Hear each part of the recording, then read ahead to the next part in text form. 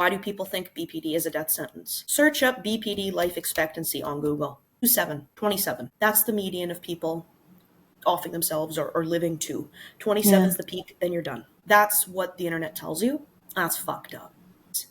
You can have this diagnosis, you can still live a fruitful life, but you have to be ready to change. You have to have it intrinsically in yourself to say it's time to feel happy.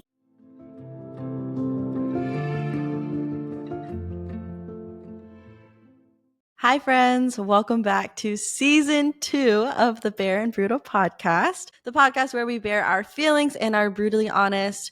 Each week, we get the honor of hearing from incredible guests who share their personal stories of resilience, of transformation, failures, and very real firsthand accounts of just exactly what it means to be human. I'm your host, Michelle, and thank you for tuning in. We're glad you're here. Today, we have an incredibly inspiring guest with us, a Canadian self-published author and a passionate advocate for those diagnosed with borderline personality disorder, or BPD.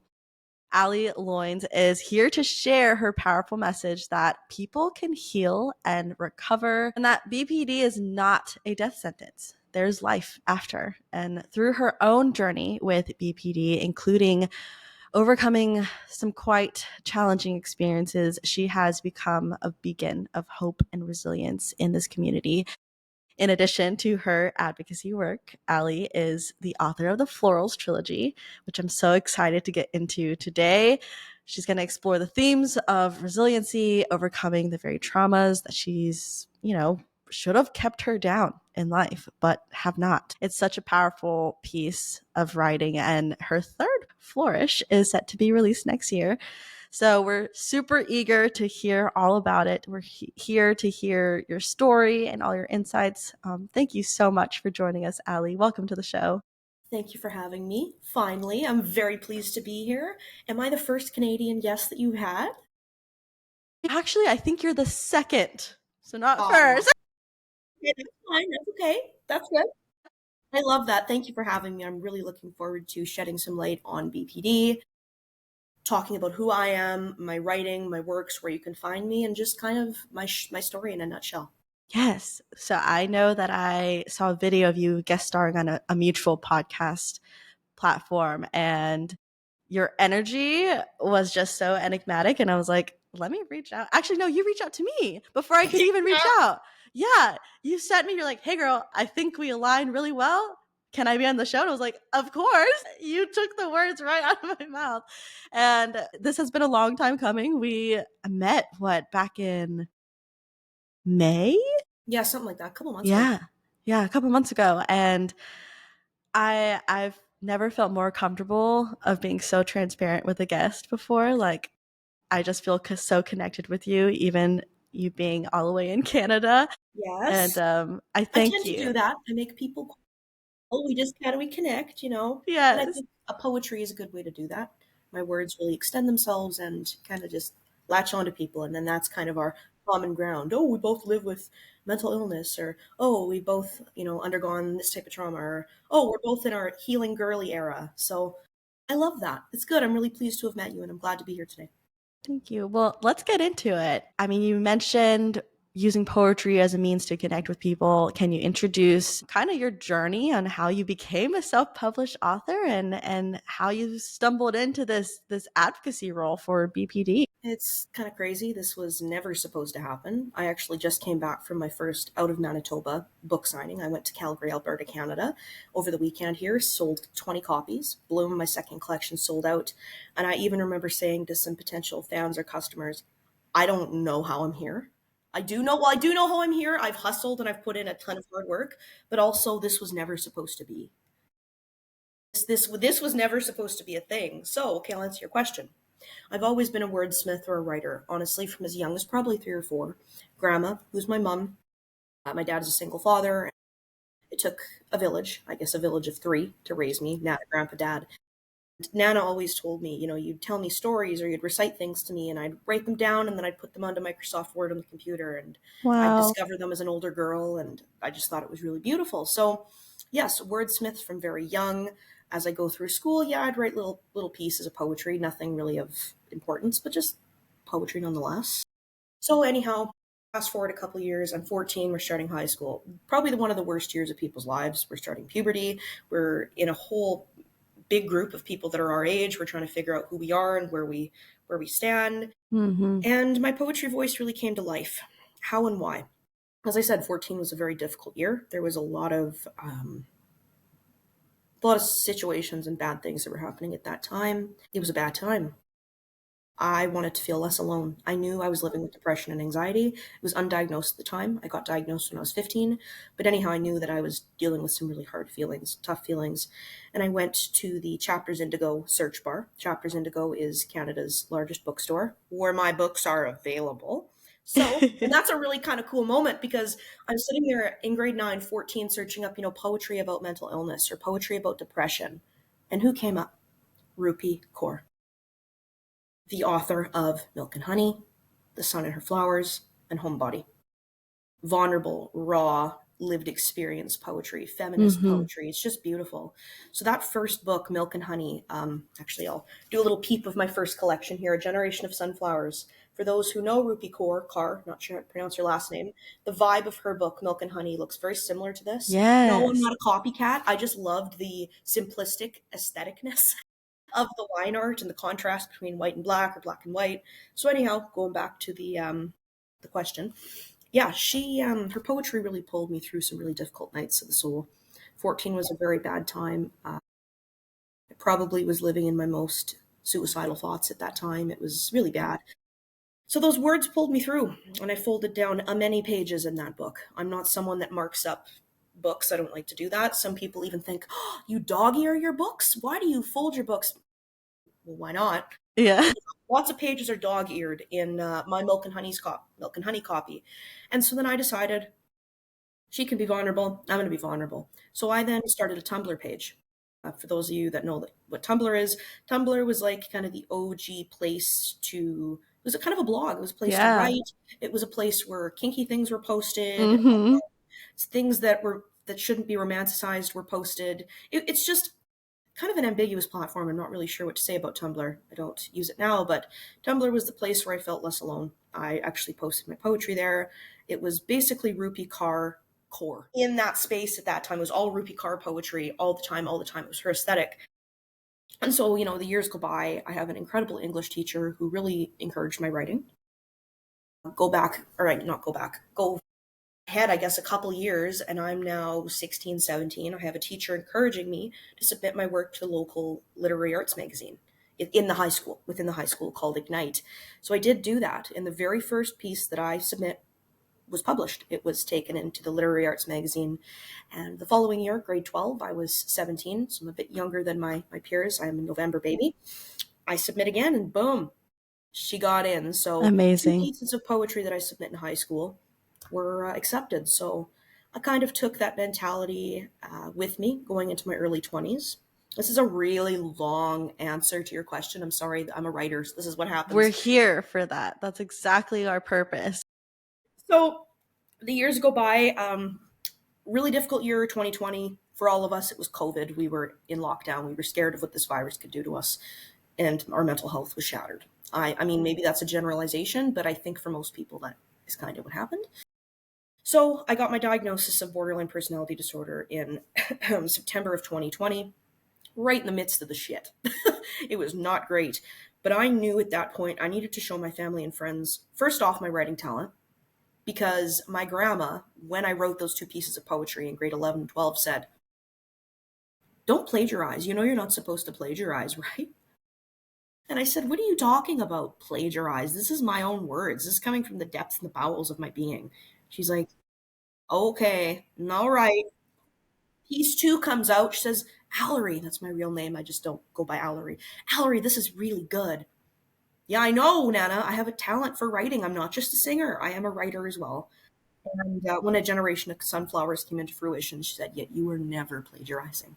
You just had a lot of feelings and words to say, so you've said them.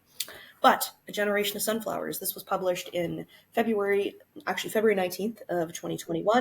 There was only 65 copies of this volume printed because I was never supposed to be an author or an advocate or really anybody of significance that I am today. It was just to show my family and friends what depression is, what living with complex trauma is, and my ability to explain myself and, I guess, verbalize my experiences so beautifully. I wanted to share that with them. When I wrote this book, I didn't necessarily have borderline in mind because I think I was disassociated for a while around the diagnosis. I wasn't stigmatized. I just didn't really know what to feel about it. But I was happy. I did know that getting that diagnosis showed me I'm not crazy. There is something like I know the reason why my pathways in my brain are the way they are and the way I respond and my behaviors. But no, this is what happens. I think too hard on something and then I brain fart. And that's just happened. So now I need to regather my So, thoughts. how did you get into becoming an advocate for BPD? Yes, yes, yes. So I printed this copy, A Generation of Sunflowers. I was getting comments from friends and family like, you need to put this out internationally. Other Canadians need to see this. People around the world need to see this. I vividly remember getting a text from someone saying, "Ali, you validated me going to therapy. You validated me getting help. You showed me that it was the right thing to do." Wow. And I then took a chance on myself and hustled and worked very hard, and I got into some bookstores. I then knew that the response from A Generation of Sunflowers was so beautiful and that my words were needed and necessary. I stepped into my author self and I stepped into my advocate self, author Loyns. And I then went, June of 2023, I published my second baby, Bloom. This is just a little over a year old. But this Amazing. is really what illuminated my advocacy because this volume of poetry I wrote for my community, and I say that very openly and very proudly. I wrote this collection for my brothers and sisters around the world with BPD whom I've not Mm-hmm. met. I cannot hug and support every single person that reads my work, but my words can do that for me. So I write to give the hug to people that I can't give them. My words will do that because of distance. Obviously, I can't. So yeah, this collection just really highlighted my advocacy, my efforts in trying to bring light to borderline, being very vulnerable and open with what it can do to someone, how it manifests, and how my symptoms are manifested. I mean, the first section of Bloom, it's called The Mind, Stigma. It's all about borderline because borderline is so highly stigmatized. I figured, you know what, why not? Let's make this first section of Bloom. Bloom is mind, heart, body, soul, so different parts of the hibiscus plant. The stigma, the stigma in the hibiscus is those little black dots. It's the very top of the plant. It's the thing that attracts the insects for pollination. So it's a crucial part of the plant. But I figured, you know what? Let's connect the top of the hibiscus plant to the top of us. What's the top of us? Our mind. Well, our mind, what can that be sometimes? Stigmatized. What is stigmatized that I live with? Borderline. Boom. There's Wow. the connection. So I made the first section of Bloom hard hitting, raw, genuine accounts of living with borderline personality disorder. It was time. No one has done it in Canada yet. There is a few authors around the world who have written collections about living with BPD. There is someone in the States. There is someone in the UK. And I'm the only person in Canada, so I've kind of cornered the niche. I'm just going in, and Yeah. it's necessary. I mean, it's necessary around the world, but in Canada, something I don't even know how I feel. I do know how I feel about this. It's horrible. The Canadian government has introduced something called MAID, medically assisted in dying, medically assisted death. They wanted to open it up to people with certain mental illness. Not all mental illness, just certain mental illness. The ones that are, pardon me, crazy enough to be euthanized humanely. I know, I know. This is another reason I wrote this book. That is insane. Yes, last March. This came out in June of 2023. March of 2023, the Canadian government was going to pass certain mental illnesses would be able to access MAID. And what that is assisted suicide, humanely assisted suicide. I feel disgusted by that What the because my diagnosis was included. But and it wasn't all diagnoses, which is really doesn't make sense because it's kind of saying your pain is nothing like someone who lives with this disorder. But mm-hmm. that's subjective. Pain's super subjective. So who is it to say your pain is not enough for you to want to die, but this person's is? That's fucked up. That's not acceptable. So I wanted this collection to come out in time for that. To show my BPD brothers and sisters we don't need to use that fucking shit. Okay? We can heal, We can do it together as a collective because it works. We don't need to rely on that. Fuck the government. No, no. So I will tell you though, luckily enough, it was postponed from March of 23 to March of 24 this year. Mm. It's been postponed 3 years in advance now. They need more time, they need more evidence, they need more statistics, they need more expertise. So this mental illness assisted suicide bullshit will not come to fruition. I hope never, it'll never come into fruition, but it has been postponed to March of 2027 so they get more research around this. So why did I bring that into the topic? This solidified my advocacy, and having that happen in Canada at the same time solidified I need to fight for my community because we aren't broken. No, we're not. We need intensive therapy, and we have to be able to pick off the scabs of the past, and that hurts like a bitch, but it has to happen. That's how I'm that's how I'm as okay as I am. I mean, it's okay to not be okay and all that, and I'm not okay sometimes, but I'm stable. I worked fucking hard to achieve stability. And I'm just trying to show through my writing that you can do that. But it's hard. It's hard. I work every day at my stability. And there's so many things as being a caregiver that just about throw me off the horse. I say, no, no, one day at a time. This too shall pass, right? And if I can handle it, my void speaks and I write a poem. Other days, that's not how it works. And that's fine. We just take it one day at a time. So there's my long answer to your original question. How did you become an advocate and how did you start writing? There you go. I mean, I think it's important to give context though, right? Like there's so many layers and it was Oh, a there is. whole This isn't just simple. I journey. didn't Yeah. just sit down and said I'm going to do a book. No, this was never supposed to even necessarily be anything. So it's morphed. It's been a beautiful journey, and very proud to say, as I mentioned at the beginning of this episode, just got back from my first out of Manitoba signing, and it Yeah. was incredible. Incredible. I met two people living with BPD themselves. I met someone with a niece with BPD. I met someone with a best friend with BPD. There were tears shed, there were hugs given, and I was just further validated by other people in my country that you are doing what needs to be done. No one is speaking up. Thank you. Thank you. Hearing from two people that lived with it. Thank you. I just looked at these two women when they said they lived with it, and I just looked at them and I said, "You are seen. I hear you. I see you, and you are so validated, and you are so strong. Remember that." Because that's all I know to say to another warrior fighting with this. That's all I know to say. Not I'm sorry. Nothing like that. Because I'm not sorry. These people are warriors. They can stand here today having underwent adverse childhood trauma, because that's kind of how BPD starts. They went through that and they're still standing here today. They're warriors. So I call anyone who lives with borderline personality a warrior. Yeah. And I actually have my, turn the camera here. I don't know if you can see it, my warrior tattoo is right there. I love that. Semicolon in pink. Yes. Well, I know we'll get into this. We'll talk more about the trilogy, of course, and we'll also, you touched briefly on how Canada specifically does not have nearly enough resources for people with BPD specifically. However, I do want to backtrack before getting into that. I think it's so important to educate people on an accurate representation of what real experiences are like, right? Because I think we have these morphed views of a stereotype of what BPD is, For and sure. that's not what it's like in real life, in real people's lives. And so if you could, can you maybe describe your personal journey with BPD, when you first were diagnosed, how it has impacted your life? I know it's been hard fucking work for you to get to the point where you are today, but can you maybe outline that process in the best way you can in Yeah, an no, episode for like sure. this for people? Yeah.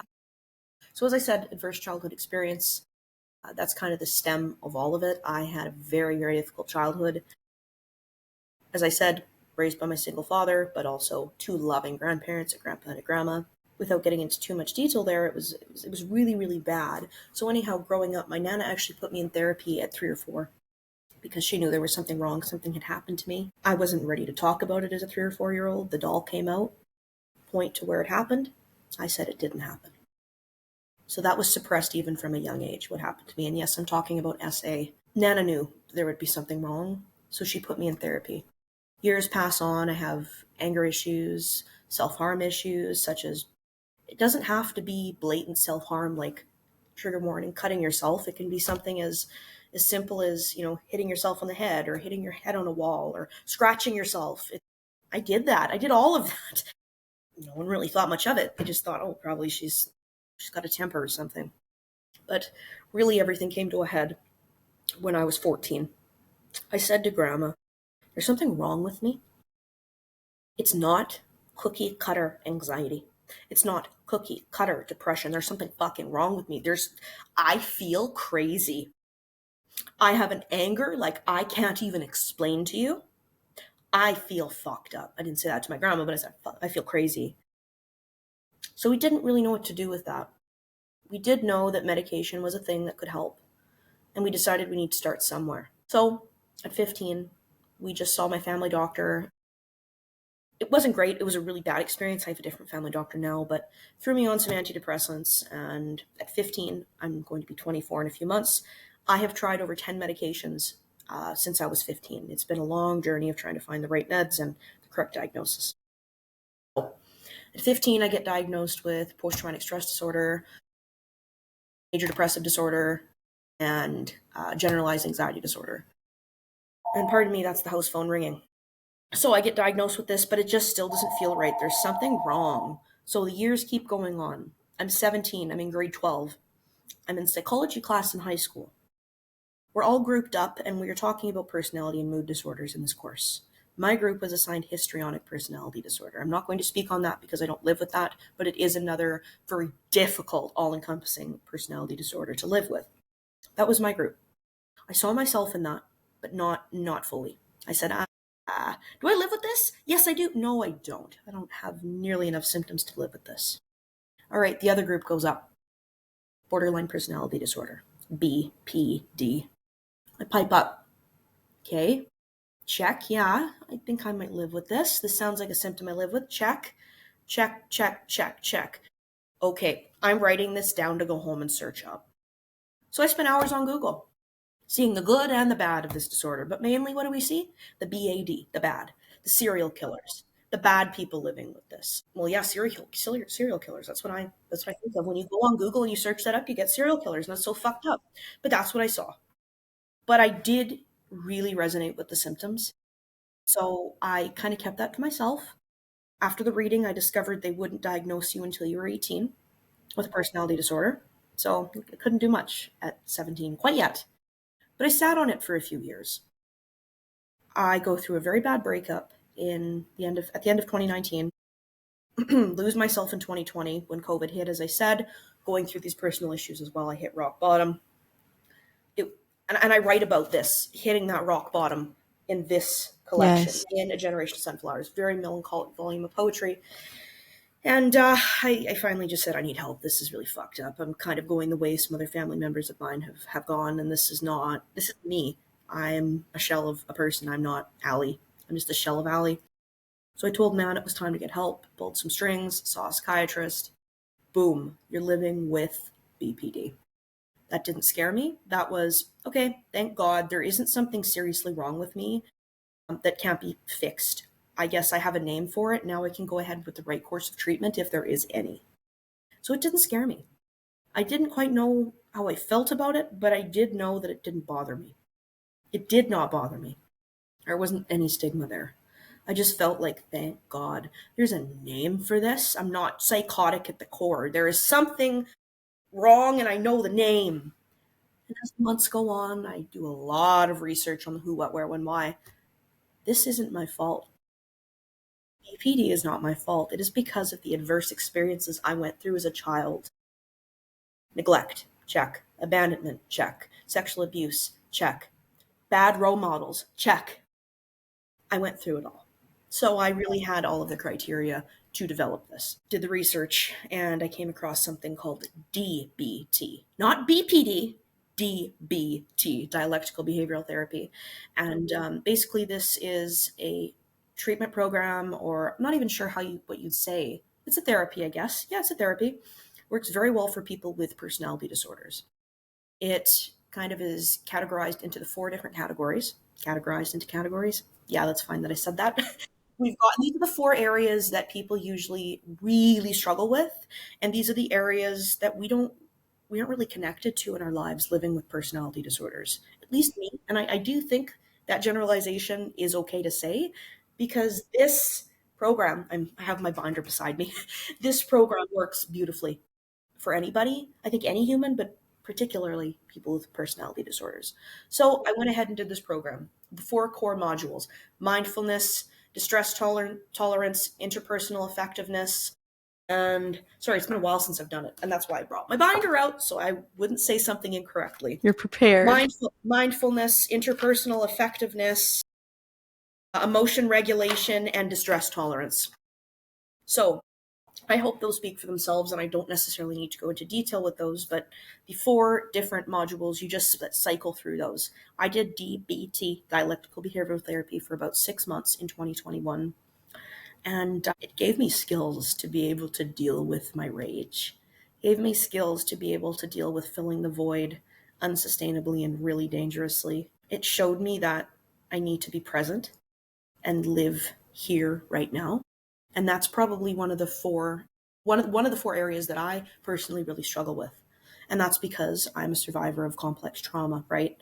I'm sitting here ready for shit to hit the fan. As Nana says, you're standing on the rug waiting for someone to pull it out from underneath you, right? So that's kind of how I've been my whole life, the survival feat or mechanism. I need to train myself and teach myself I'm safe, and I don't necessarily need to be that anymore. As a caregiver, I kind of need to, unfortunately, but generally I'm safe. So I do have the luxury at this time to be mindful. It's difficult, but it's necessary. So those 4 modules really, really helped. Some of the things I took away from that was obviously mindfulness skills. An example is just sitting and noticing what's around you, not judging it, not good or bad, just noticing, like noticing the air against your skin. I don't know. Just noticing stuff. I'm not really giving good examples, But having like mind body connection to ground you.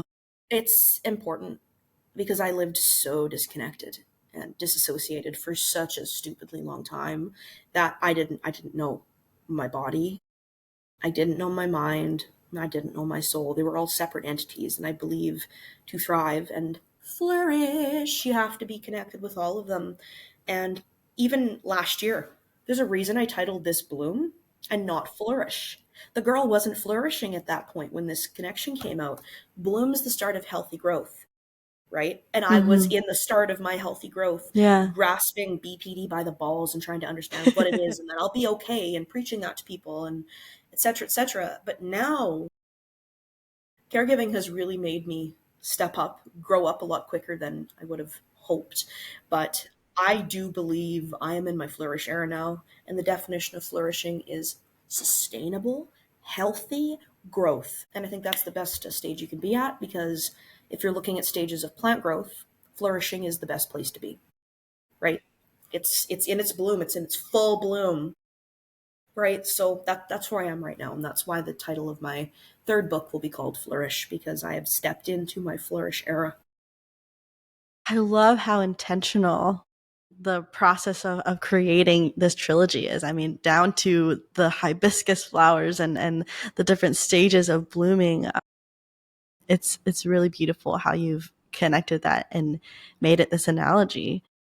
It's I'm almost deep. like it was perfect. Like it just fell into place. I'm very detailed. Nothing is surface level with me. You always have to look a little bit deeper. And I just wanted that to be shown throughout my work. It's a cohesive kind of start to finish. And I know life is not that cohesive start to finish at all. But in my writing, that's how I process a start to finish. So I guess that's kind of what I'm wanting to do with the Florals trilogy. I started change by planting the seed with Agos, right?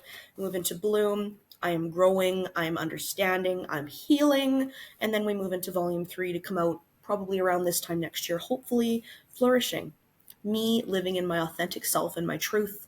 Little Allery alchemized within me now, so she knows she can live safely within me and that the past is the past and we're just going to flourish going forward together. And just showing that I'm okay. The full evolution of complex trauma to now. Maybe I will write more after that. I'm not sure.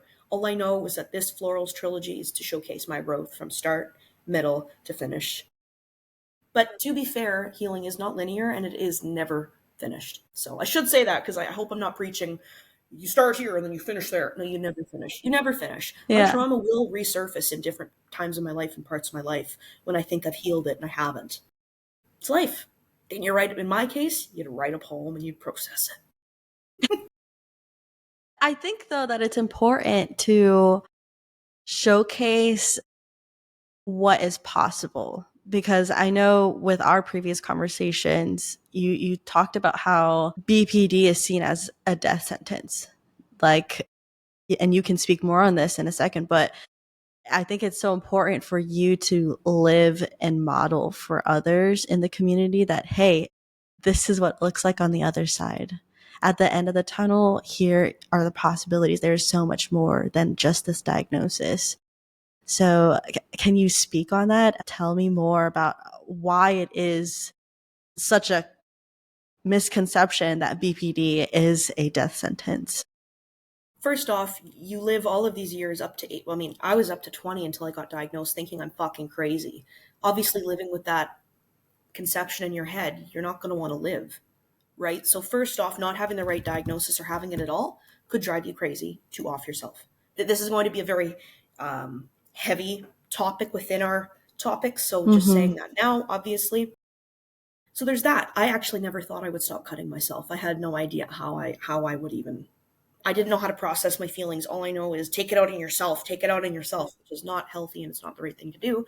But I also give myself grace and I understand why I was doing it. I wasn't wanting to die. I just wanted pain to stop. And I thought it was my fault, so I took it out on me.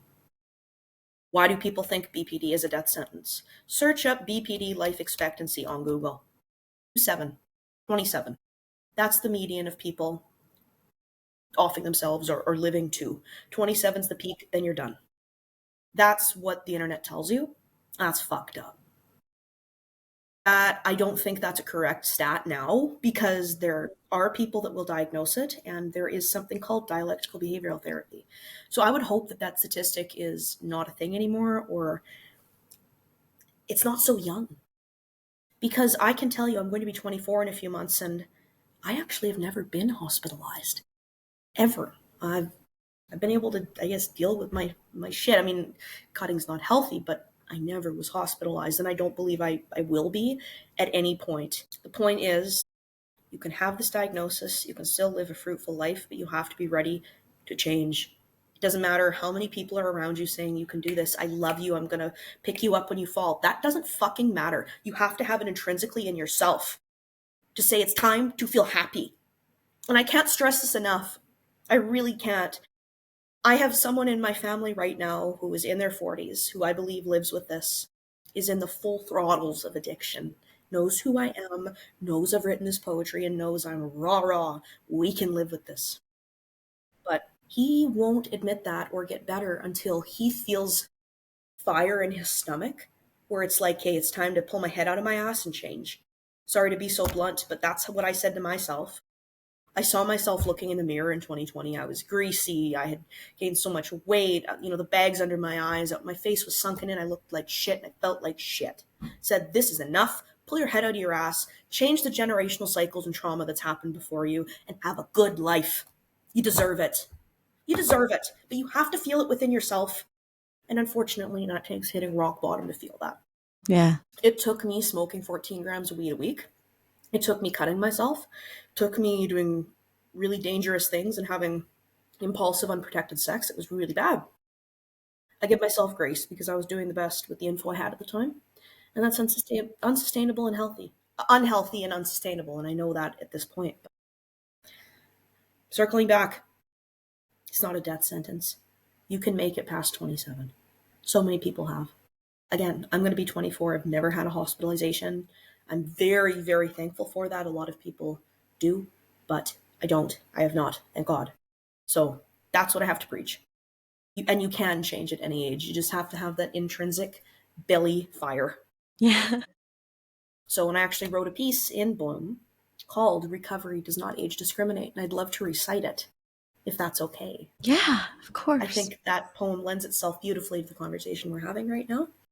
And that piece I actually wrote for my father and my grandfather, but it really just extends to anybody who's struggling internally at any age. Mm-hmm. So I'm going to go ahead and recite that now, if that's okay. Yes, please do. Yeah, so this piece is called Recovery Does Not Age Discriminate, and it is in I think it's in the first section of the book. I just need to make sure. Yes, it is. It is in the first section of the book, in the stigma mind section. And this actually is the second last piece of the section. Why? I start the sections off pretty heavy. The pieces are structured so that they flow into one another and there is a resolve or release at the end of the section. So this is the second last piece. This is Recovery Does Not Age Discriminate. Nothing will get better for me. I'm destined for bad things. I'm broken. The change that yearns to transpire will not occur if you don't put in the effort or toil. Objects in motion stay in motion. Objects that rest stay at rest. It's never too late. Recovery does not age discriminate. Wow. That is so Speaks for itself. powerful. Yeah. I'm speechless. Well, I'm glad you obviously resonate with that piece, so I think most people can or do. We all know someone who has the ability to feel better and change, and they just don't see it or don't know how. Yeah. But you can do it. And I also think, though, that the systems we have in place make it so difficult for people to get help. I mean, it's one thing to get to that place where you have the belly fire and you're ready to take action and you want to get better. And then you get into the resources that are available and you're like, well, this is, it's like getting roadblocks each time. Yes, it is. I already fought this uphill battle to get to this point where I can acknowledge, yeah, I need help. And now when I'm going to get help, it's so fucking hard to do. Yes, and I can 100% acknowledge that. I am very blessed. I have a family that pays for my therapy, so I didn't necessarily have to go through super long wait lists. We had the money so I could see someone, but no, I'm acknowledging that, and I validate the fact that Canada's healthcare system, Canada's mental health care system, and in the States, I'm sure too, is fundamentally flawed. They don't understand it. Therefore, I don't think they even want to understand it, to be fair. It's horrible. I really acknowledge that. Even in Winnipeg here, I did go through a post trauma therapy program. It was a 2-year program that I was on a wait list for. And it was a year. Yes, so to see a psychiatrist, I was able to pay out of pocket, or my family was, but I was in this post trauma therapy program. It was 2 years or 50 sessions, whichever came first, through a clinic with a K here in Winnipeg, Manitoba, Canada. Incredible. I really needed that. But the only thing is there was that year wait, right? Currently, I shouldn't have said I've not used wait lists, because I actually have. I am on a wait list right now, currently. I've been on it going on 3 years. 3 years. 3 years? It's for childhood sexual abuse therapy. That is insane. So that just shows you how many people are fucked up and need the therapy. Jesus. That's sad. Yeah. Like, what, 3 years of people have been SA'd? Like, do you know what I'm saying? It's so bad. And me, I'm stable. I'm good. I have a support network. I have my own therapist. I'm doing well. So I'm okay waiting 3 years. But there are people that don't. They will not make it. Yeah. They won't wait that long. They'll say, fuck this. I'm done. I'm done. Well, that's so bad. It's so bad. So yes, I do acknowledge the fact that there's a lack of resources, but I actually am personally doing something about it here in Winnipeg. How are you doing something about it, Allie? I went ahead and I became a certified peer supporter. So that is someone living with lived experience with addiction and or mental illness, right? I still have a 50-hour internship that I have to complete. But once I've done that, your girl can run peer-led BPD support groups because there's Yes. none. So None? that's my goal. There's none. My No, gosh. there's none. There's nothing for BPD here in Winnipeg, Manitoba, Canada. There's things for postpartum depression, schizophrenia, bipolar. Those are just the things that come to mind. There isn't anything for BPD. Nothing. Absolutely nothing. Yep.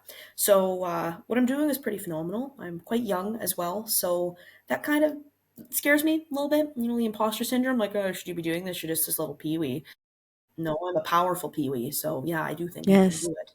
But that's what I'm doing to help my community out. It won't come into fruition for a while, but I do have 2 organizations that like to work with me. So that's pretty cool. I will have Yes. a facility. It's time. There needs to be education and there needs to be someone out there powerful enough to lead a group because it's a heavy group of people. Yeah. Hmm. Yeah. And I think that there aren't resources coming directly from those who have BPD. There's No, not many at they're all. ashamed. They're Yeah. ashamed.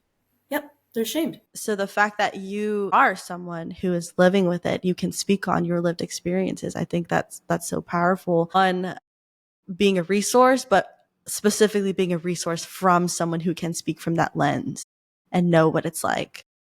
I'll tell you though, I'm not just doing this for me though, or my inner child. I'm doing this for my father. I'm doing this for my grandpa. I'm doing this for my great grandfather, who all lived the lineage of fucked upness. I am doing this to stop it.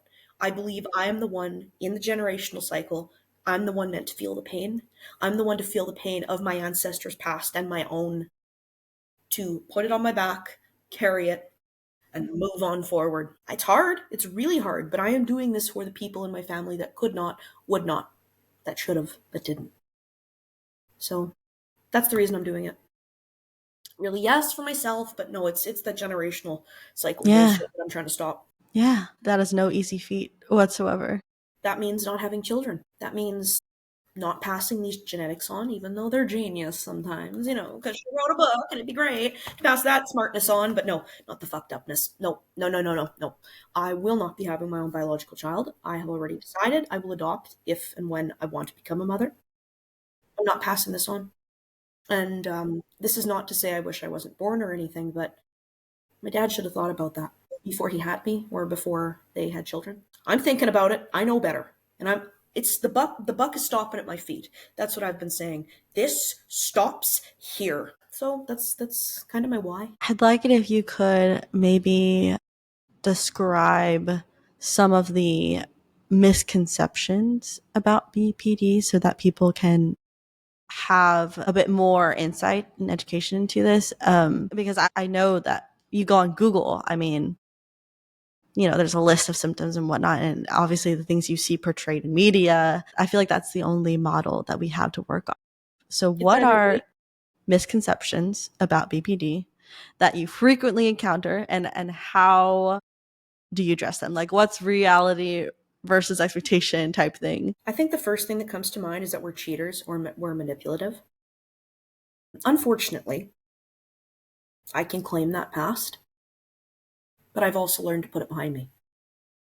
Yes, I did do that, but I also deeply wanted to change that, so I went ahead and did that. So there's the misconception that they can't have healthy relationships. I guess that would be the umbrella term. Unhealthy relationships, unstable marriages, they can't get better. They're just fundamentally flawed. They are so fucked up. They don't want to change. They are so crazy that they can't even realize that they're crazy. So they can't get help. That's a big one. That's a big one. People don't want to be friends with people that have BPD because they're off the walls. These are the misconceptions. I don't believe these things, but these are just what society tells us. They're dangerous, that they're volatile. No. I mean, that's a misconception. That's what people say. I'm not any of those things.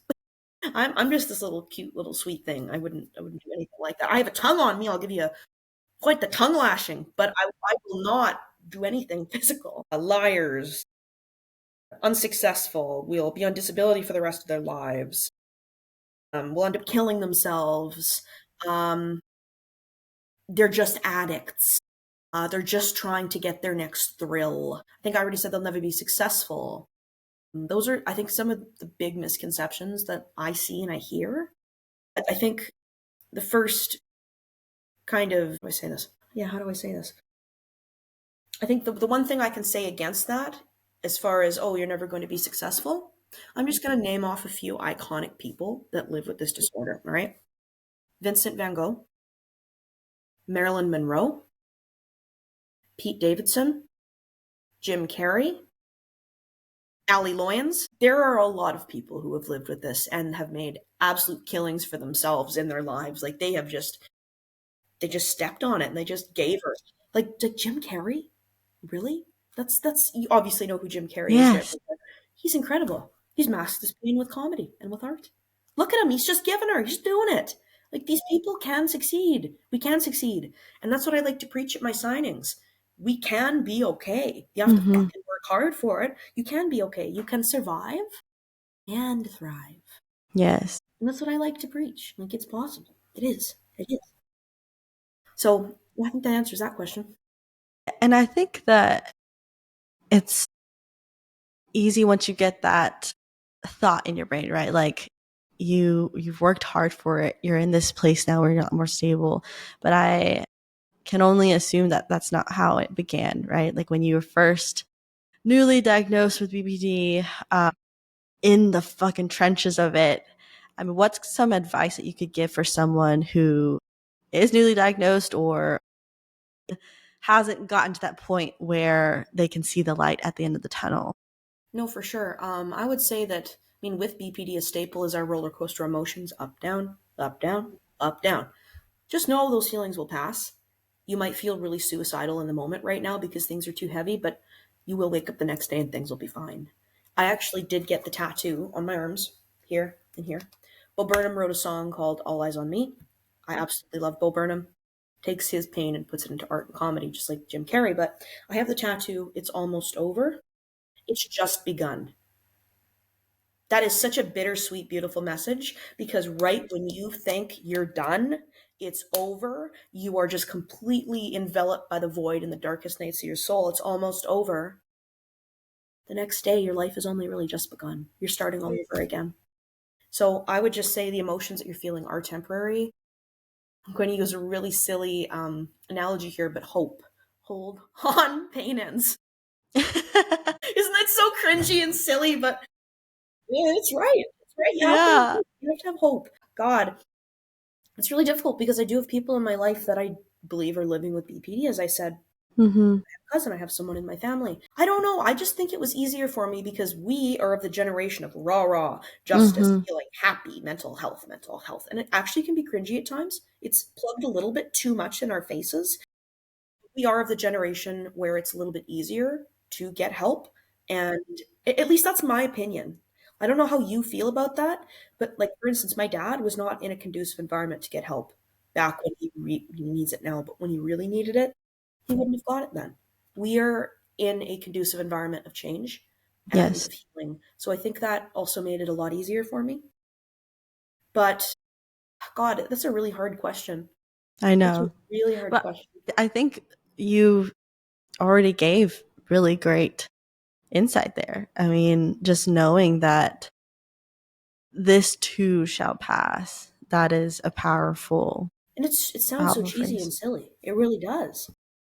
But these things, these simple mottos are very true. And the this too shall pass, yep, 100%. There is the one day at a time. That is my big one. Why? Obviously living with borderline, no day is the same.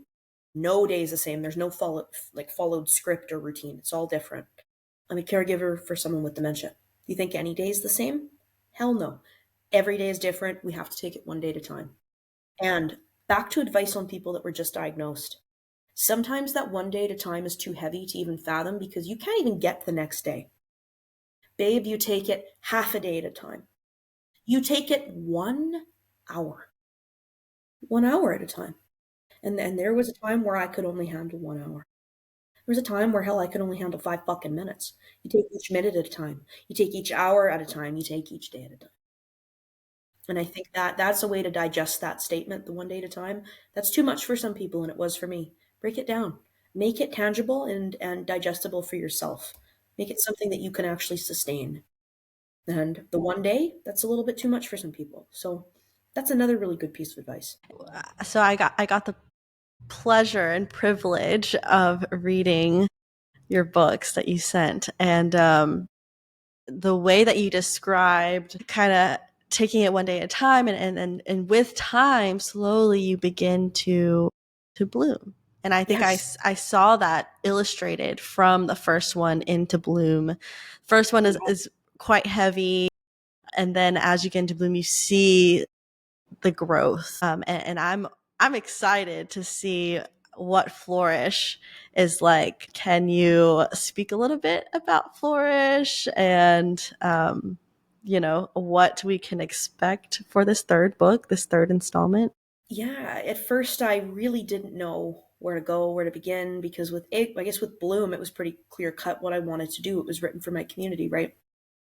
This collection is written for myself. This is the ultimate, I guess, I don't know how to explain it. This is the one for me. This is my personal baby. Not that Agos and Bloom aren't. This one is personal, very, very personal. Yeah, I'm writing about things that I really haven't touched on yet in Agos or Bloom. There are pieces that I start elaborating on these topics in my prior two books. They just kind of start the conversation, but in Bloom I go full steam.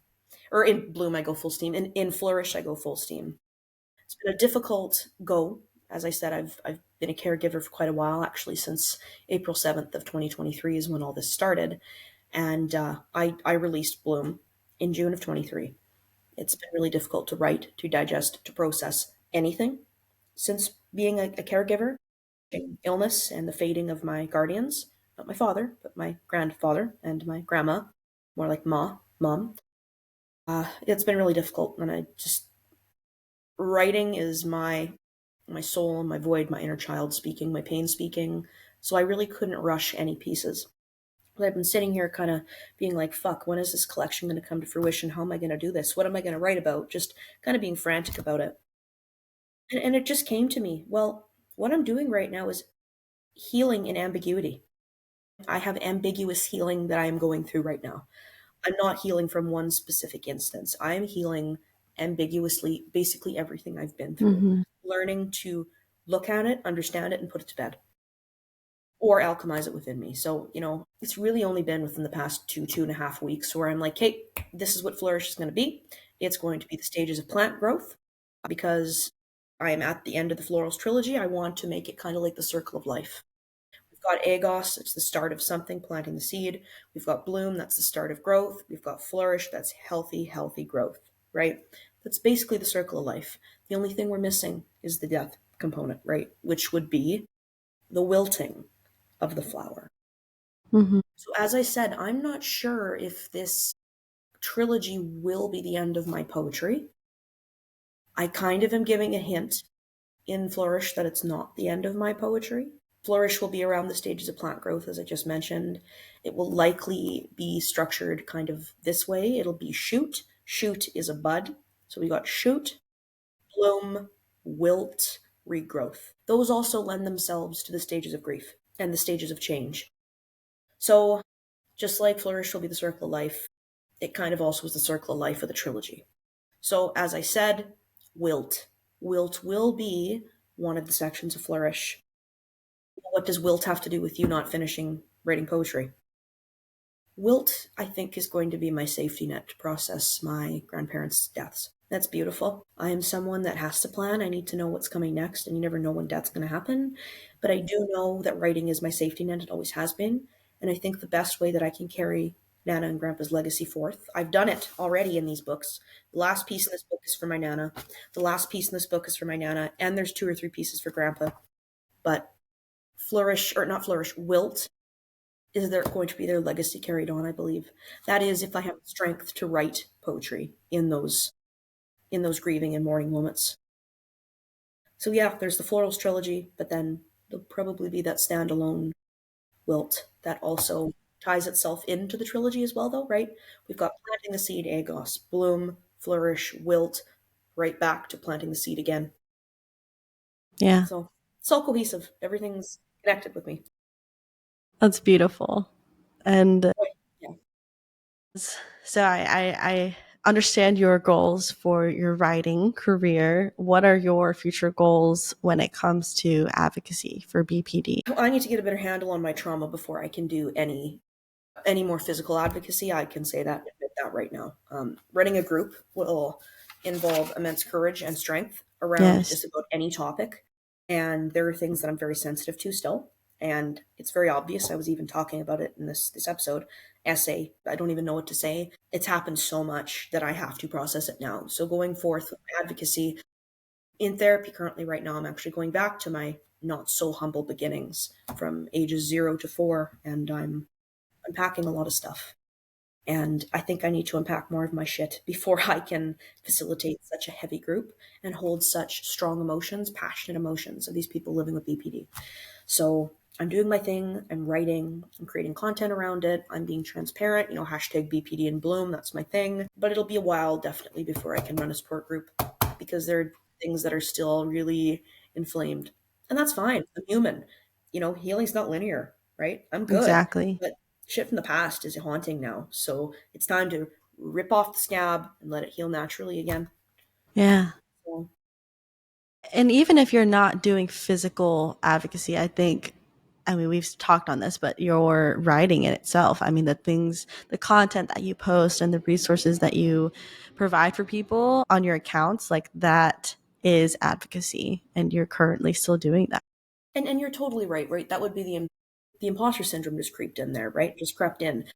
You can't lead physical stuff right now, so you're not advocacy. No, that's incorrect. Me just sitting here and being a guest on your podcast is Yes. advocacy. I am being the siren of change for my community, standing here being like, we can fucking thrive. Stand Yes. with me. We're stronger together. Let's link arms and let's do this together. So Yeah.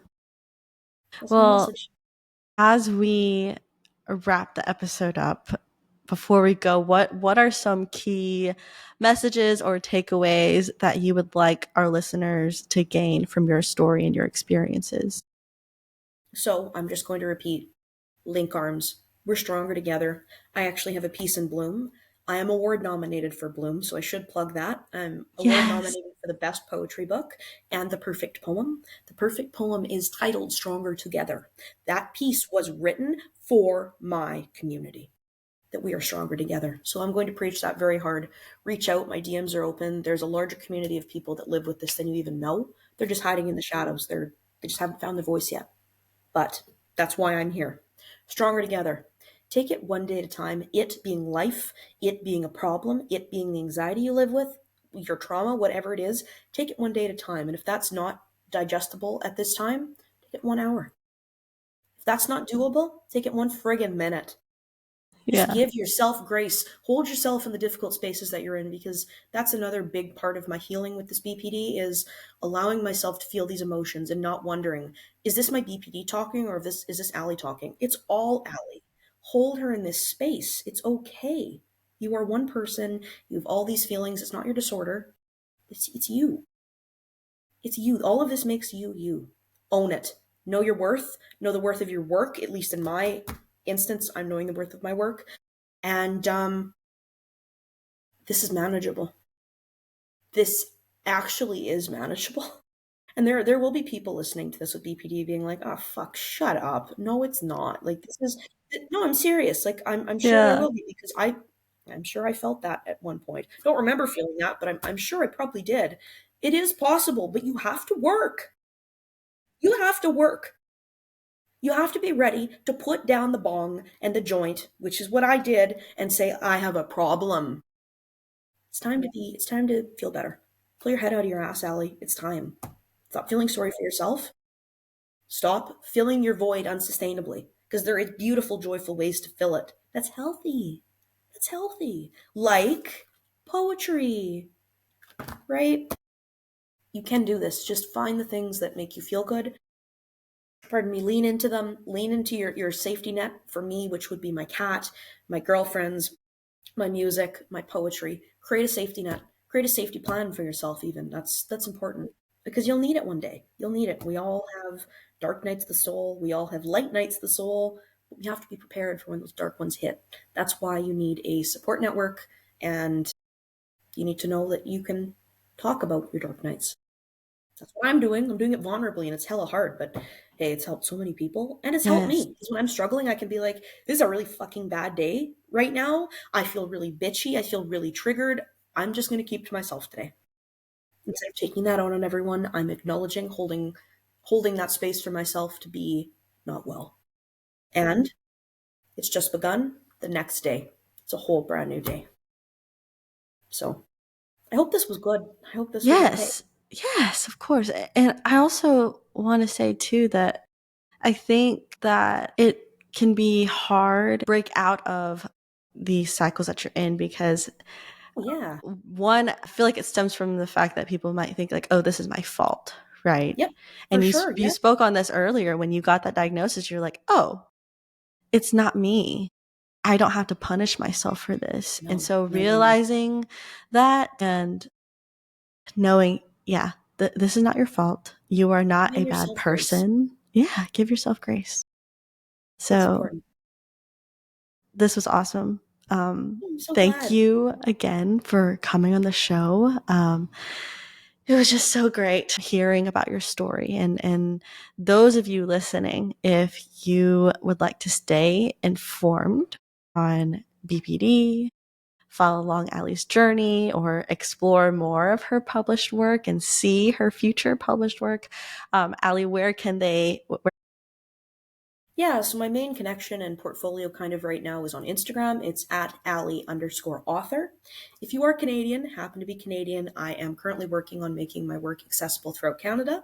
I am in 4 out of the 10 Canadian provinces. I'm in BC, I'm in Saskatchewan, I'm in Alberta, and obviously all across Manitoba, because that's where your girl's from. If you're international, UK, US, what have you, and you're like, I need this book. I've got a best friend who lives with this, and holy crap, she loves poetry. Gotta get this. Go to my Etsy. Gen of Sunflowers. It's easy peasy. I sell internationally. I'm a top shop in Canada for gifts. 5-star reads. So I highly recommend you check it out. Well, thank you so much again for your bravery and your resilience. You are truly a living being of an inspiration. I'm serious, and your dedication to supporting those in the BPD community and advocating is so important. And I appreciate you and I'm proud of you. And I know that people who are listening, I feel seen. I know those listening feel seen and heard, and you're doing amazing work. Thank you. Oh, gee. Well, we'll wrap up the episode here now, but thank you again for coming. And those of you who are interested, like Ali said, she plugged her socials and everything, but I will also provide them in the show notes. So you can go ahead, go there, click on the links, explore. Thank you everyone for listening. And as always, I will talk to you soon. Bye.